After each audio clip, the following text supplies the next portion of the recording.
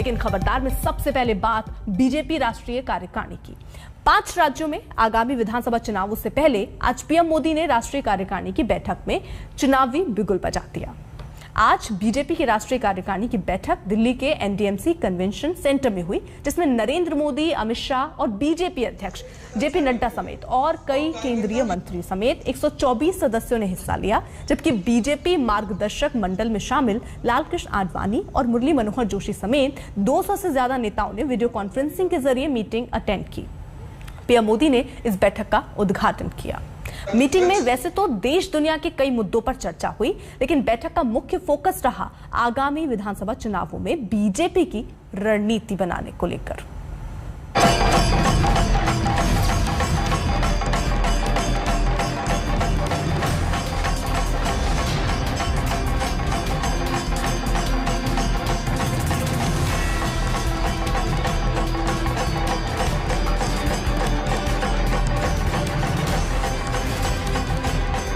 BJP राष्ट्रीय कार्यकारिणी की बैठक में वैसे तो मुद्दों की कोई कमी नहीं थी। कोरोना, 100 करोड़ वैक्सीनेशन, राम मंदिर, मुफ्त राशन, कश्मीर का विकास वगैरह वगैरह। लेकिन बैठक का मुख्य एजेंडा क्लियर था, 5 राज्यों में होने जा रहे विधानसभा चुनाव। राज्य सरकारों के द्वारा जो 5 साल में अभूतपूर्व कार्य किए गए हैं, उनका व्रत मुख्यमंत्रियों के द्वारा रखा गया। भारतीय जनता पार्टी के 5 राज्यों के चुनावी व्रत निवेदन के बाद आज के इस कार्यकारिणी का समापन संबोधन माननीय प्रधानमंत्री जी ने किया और माननीय प्रधानमंत्री जी ने अपने बहुत प्रेरक और महत्वपूर्ण संदेश में आने वाले समय में भारतीय जनता पार्टी की कार्यनीति को बनाने के लिए एक बड़ा मंत्र सभी कार्यकर्ताओं को दिया। अगले साल यानी 2022 में 5 राज्यों में चुनाव होने वाले हैं, जिसमें गोवा, पंजाब, उत्तर प्रदेश, उत्तराखंड और मणिपुर शामिल है। लेकिन बीजेपी का सबसे ज्यादा फोकस उत्तर प्रदेश चुनाव पर है। इसीलिए आगामी चुनावों से जुड़ा एक राजनीतिक प्रस्ताव पेश करने के लिए मुख्यमंत्री योगी आदित्यनाथ को चुना गया। यूपी के मुख्यमंत्री जी को क्यों प्रस्ताव सामने रखने के लिए बुलाया गया? क्यों नहीं?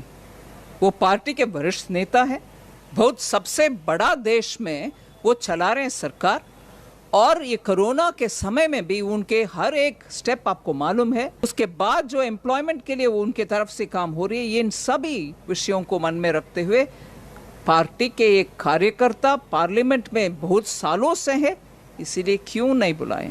जरूर बुलाएंगे। कहते हैं उत्तर प्रदेश ही देश की राजनीति की दिशा और दशा तय करता है। इसलिए बीजेपी कोई चांस लेने के मूड में नहीं है, क्योंकि इस बार लड़ाई टक्कर की रहने वाली है। अखिलेश पूरे जोश से यूपी की चुनावी नब्ज को दबाने में जुटे हैं। कांग्रेस के लिए प्रियंका गांधी ने भी एक तरफा अभियान छेड़ते हुए लेडीज फर्स्ट का नारा दे दिया है। उधर मायावती भी 2007 की सोशल इंजीनियरिंग वाला करिश्मा दोहराने की हसरत पाले बैठी है। वहीं सत्ताधारी बीजेपी के पास विरोधियों के खिलाफ राम मंदिर नाम का सबसे बड़ा औजार है। आज बीजेपी की कार्यकारिणी बैठक का टॉप राजनीतिक एजेंडा भी यूपी का चुनाव ही था, जिसमें बीजेपी का टारगेट सीएम योगी पहले ही सेट करके बैठे हैं। माननीय प्रधानमंत्री जी ने अपने बहुत प्रेरक और महत्वपूर्ण संदेश में आने वाले समय में भारतीय जनता पार्टी की कार्यनीति को बनाने के लिए एक बड़ा मंत्र सभी कार्यकर्ताओं को दिया। उन्होंने कहा कि भारतीय जनता पार्टी के कार्यकर्ताओं को सामान्य आदमी के मन के विश्वास का सेतु बनना चाहिए, become a bridge of faith for common man. कार्यकारिणी की बैठक के दौरान वैसे तो बीजेपी के तमाम दिग्गज मौजूद थे, लेकिन आगामी चुनावों को लेकर सबकी नजरें और उम्मीदें दोनों ही पीएम मोदी पर टिकी हुई थी। पीएम मोदी ने बैठक को संबोधित करते हुए पार्टी कार्यकर्ताओं के काम को सराहा और चुनावों में पार्टी को जीत के मंत्र भी दिए।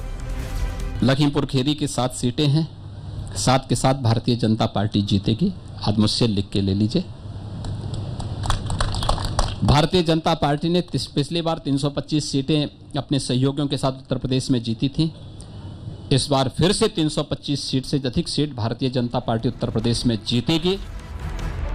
कार्यकारिणी की बैठक में सभी नेताओं और मंत्रियों ने पीएम मोदी को बड़े ध्यान से और बड़े चाव से सुना। उनकी एक एक बात को नोट किया, क्योंकि उन्हें पता है कि मोदी हैं तो मुमकिन है। पीएम मोदी से बड़ा नेता फिलहाल कोई नहीं है और मोदी की लोकप्रियता ही 5 राज्यों में बीजेपी के प्रदर्शन की राह आसान करेगी। और ये उन्होंने पार्टी के इतिहास को रेखांकित करते हुए कहा कि भारतीय जनता पार्टी ने आज केंद्र में जो अपना स्थान और भूमिका पाया है, उसका बहुत बड़ा कारण है कि पार्टी अपने प्रारंभिक काल से लेकर और अभी तक सामान्य व्यक्ति के साथ हमेशा जुड़ी हुई रहती है। भारतीय जनता पार्टी कोई परिवार आधारित पार्टी नहीं है और इसलिए पार्टी जिन वैल्यूज़ को लेकर चली है, उसमें सेवा, संकल्प और समर्पण से जुड़कर पार्टी के कार्यकर्ताओं की कड़ी मेहनत और परिश्रम के कारण हम आगे बढ़े हैं।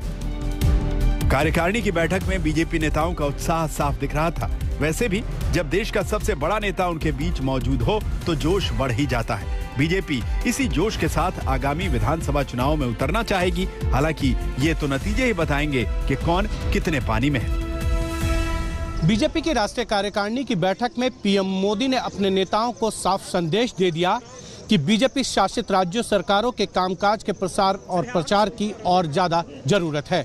साथ ही साथ पीएम मोदी ने ये भी कहा कि जमीन पर अपने कार्यकर्ताओं के साथ कंधे से कंधा मिलाकर काम करने से संगठन मजबूत होगा, क्योंकि ज्ञान सिर्फ किताबों में नहीं बल्कि तजुर्बे और अनुभवों से ज्यादा मिलता है। कैमरामैन संजीव कुमार के साथ हिमांशु मिश्रा, दिल्ली, आज तक।